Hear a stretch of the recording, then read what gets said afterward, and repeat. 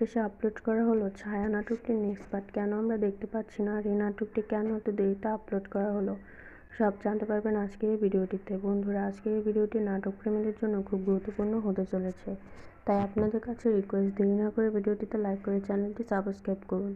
বন্ধুরা, অনেকেই এই নাটকটির জন্য অধীর আগ্রহে বসেছিলেন। অবশেষে আপলোড করা হলো নাটকটি, কিন্তু কেন আমরা দেখতে পাচ্ছি না সেই বিষয়টা আজকে আপনাদের দেখাবো।